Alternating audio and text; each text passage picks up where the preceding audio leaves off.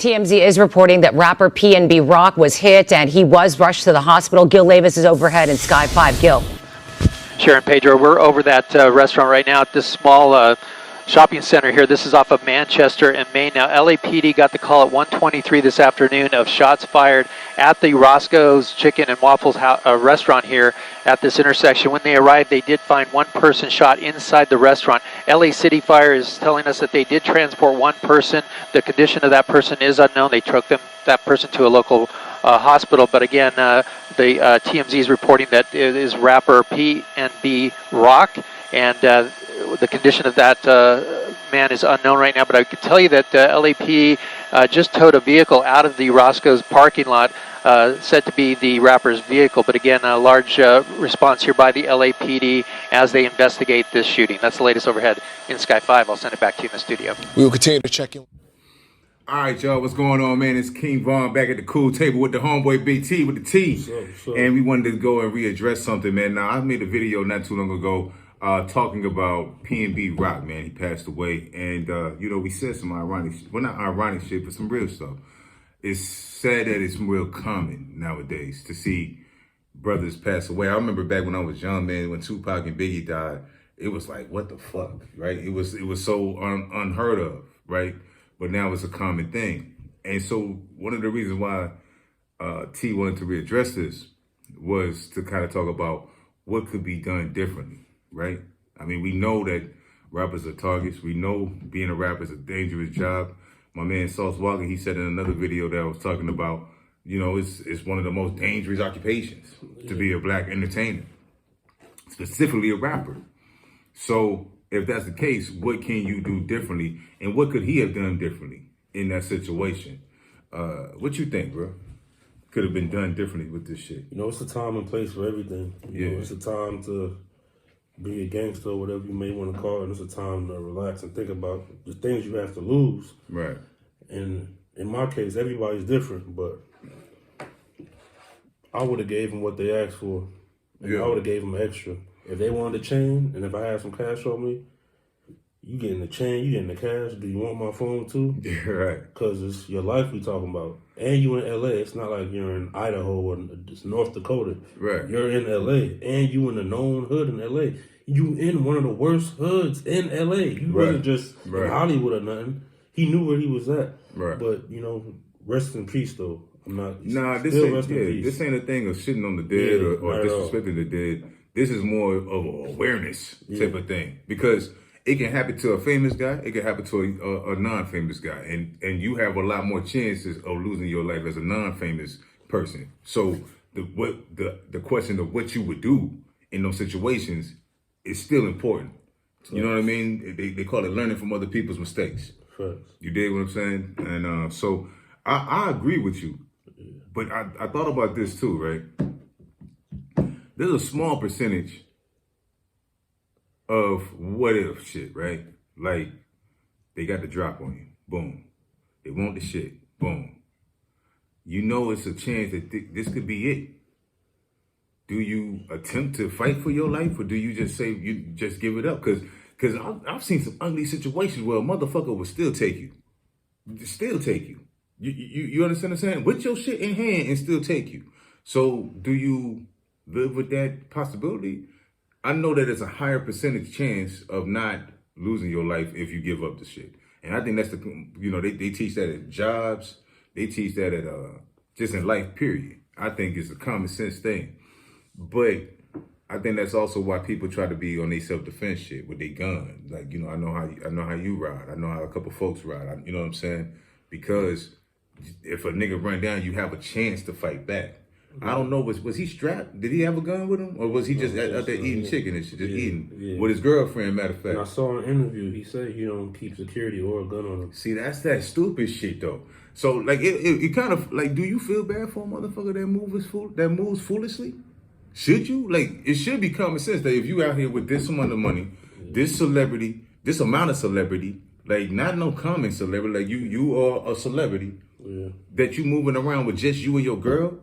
Your girl ain't India. You know what I'm saying? Yeah. And even then, y'all are strapped if you India. And even Dirk, and I'm making a joke, but even Dirk moves militant. You dig what I'm saying? You gotta watch what you say on the interviews. On the interviews, he was bragging about how he's in the projects by himself, no security. Yeah.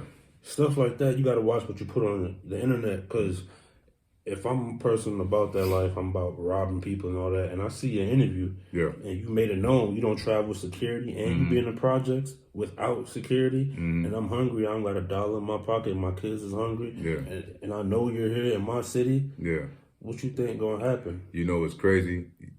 Even a motherfucker that ain't about that life, but that thought will rush past their mind, like, that nigga, he out here like that?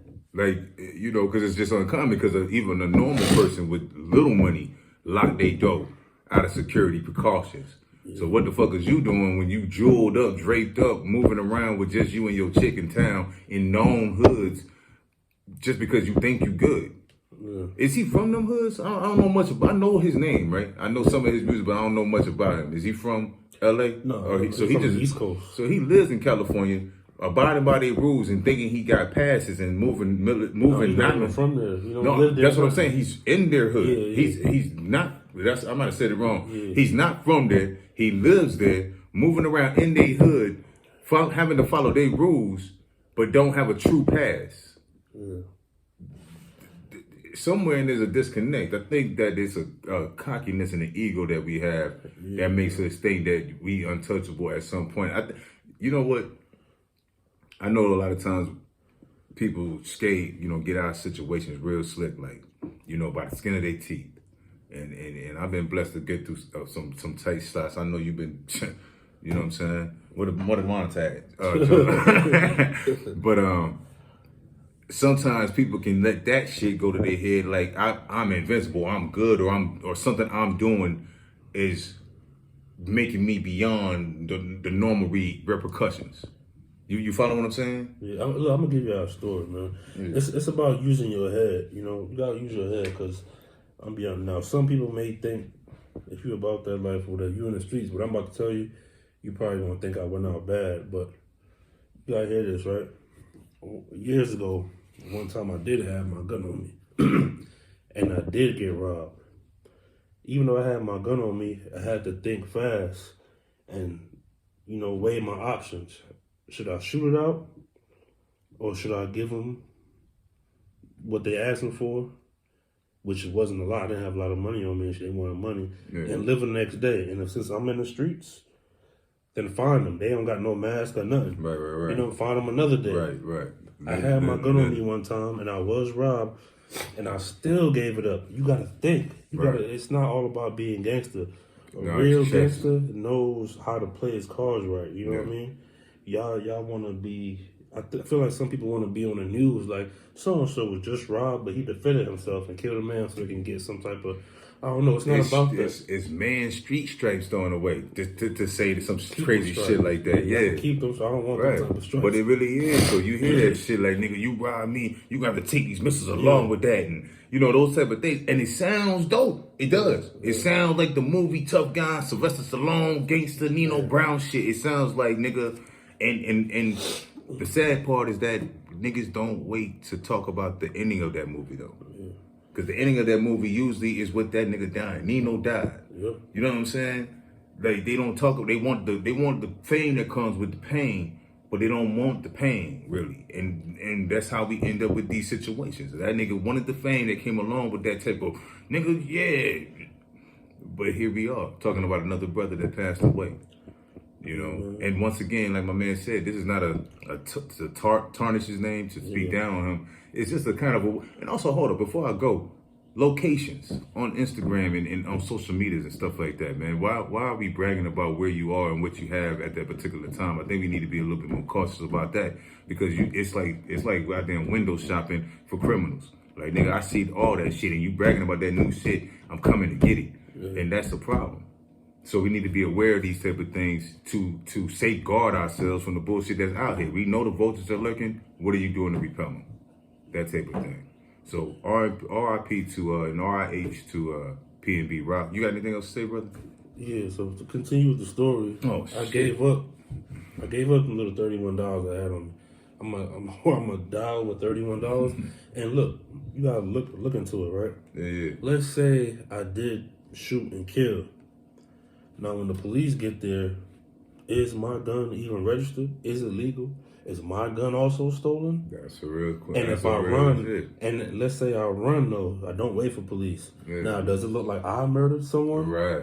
You gotta think, and the evidence could point like that too. Yeah, it look like who knows? Who knows what they thinking to do? They could be thinking that I tried to rob him and murdered him. Right. You gotta really use your brain sometimes. Because really, it's one dead nigga, one alive nigga. We just gotta figure it out. That's exactly. it. So you gotta play your card right. You gotta know where you at, and you gotta be on alert. You know what I mean? Mm-hmm. Don't wait till. A lot of times we wait till things happen. And that's what we learn. Sometimes preparation is key. You gotta prepare and don't wait to get in situations, you know. But that's all I got. Mm-hmm. Don't be no tough guy. Mm-hmm. And the guy that robbed me, God knows what happened after that. So you know what I'm saying? That's all that needs to be said. Just be prepared. Chest over checkers. You know what I mean? Move properly, not sloppily. Facts. All right, well, then until the next time, man, it's King Von and Big T holding it down. We're going to catch up with you guys. I mean, is it T with a T? Big T with a T? That's right, man. So we're going to hold it down in the cool table. We catch y'all guys next time, all right? All right, y'all.